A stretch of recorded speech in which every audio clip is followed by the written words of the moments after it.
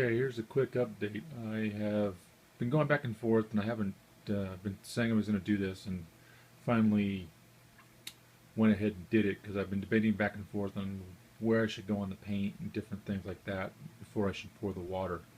So what I did is I poured it at this stage. I've still got some, details and weathering pigments and stuff like that, but the reason I poured this now is I was afraid that the weathering pigment was going to, was going to get something on here even as much as I cleaned out, and then it was going to absorb into this, and then I'd get these stains. So what I figured was to go ahead and to do this and pour the stuff in. And just as a reminder, no, this is not a bunch of mayonnaise. What this is actually, bring this in for everybody here. This is gallery glass. And it's relatively inexpensive. I think this basically, I used this bottle to fill this up. So basically, this consumed this, and I believe this was $2 at Hobby Lobby. So I figured instead of buying a big thing for like Woodland Scenics, realistic water or something like that, which is like 20 bucks,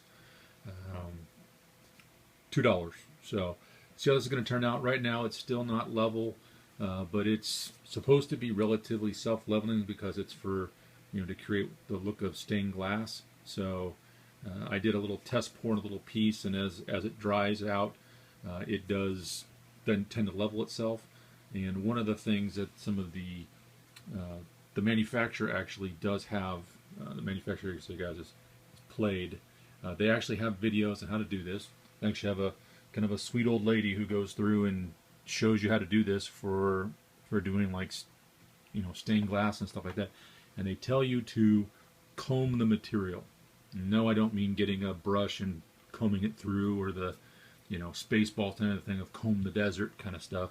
No, it's just kind of, you need to take something to help break up the surface tension, so as you pour this, it helps basically come together. So I just took a toothpick, moved it all around to here, and kind of tucked it into the corners and some stuff like that. So that's why you see still kind of an unlevel setting. And it does go in, it does come out milky like this, but it does dry clear over time. So what I noticed is it took about, give or take, about 24 hours for my little test pour. I don't think it was as thick as this, so it could take longer, but eventually it does go clear, and it goes clear from the outside in. So the inside will stay milky for a while until this completely dries. So here's to kind of like terrain baking, if you will, to let this thing cure overnight or cure for a while at this point. So I'm just going to now let it sit, because basically at this point I can't touch it. So we'll see how it goes, and I'll give you guys an update and kind of give you a time from when I started the pour, or how long this takes. So more to come. Okay, and then here it is with the piece finally done. So all of this coloring and stuff here, and the different colors and stuff, that's all just pigments to give that. Then obviously bushes with some flocking put on top of it, and then what I've done here is put on some propaganda posters, and then again just more weathering and that kind of stuff to give it just again more gritty look. And then with the banners in place, and those weathered up also. So then came over again, more propaganda posters, and I'll give you kind of a shot down here. And there's more propaganda posters down on the back side of this, back over in here. And just wanted to give this a quick wrap up. So then you can see again the rubble piles and stuff, just trying to give all, just to give everything some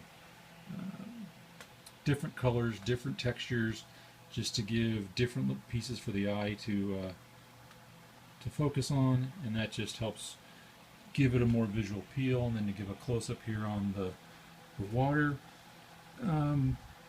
Overall, I'm pretty happy with the gallery glass. It's pretty hard. If you press on it hard enough, yeah, you can leave a mark on it, but You know, as long as you don't leave something really heavy on it, it should be okay. It doesn't have the glossiest of coats, but essentially for something for $2 to fill all of this, as compared to buying, you know, $20 bottle of realistic water or something like that for Woodland Scenics, can't beat it, you know. So, and it dried relatively flat. Let's see if I can kind of give you a, you can kind of get an idea. While it does look relatively smooth from the video standpoint, it actually does have, you know, a little bit of ripple. It's not perfectly level, and then what you're just seeing underneath it is just the paint. If you guys remember the painting that I did underneath it, just again to give it some variation, so it wasn't just one monolithic color underneath it, but it just gives it a little bit of illusion of depth. But there is some water there, so that's it. This is everything with the matte coating on it, and that's just kind of going through its final drying steps and all those pieces. So, and then I will give a little sneak preview here of what I'm going to do with what was originally kind of turned into, you know, first a bridge, then calling into a landing pad.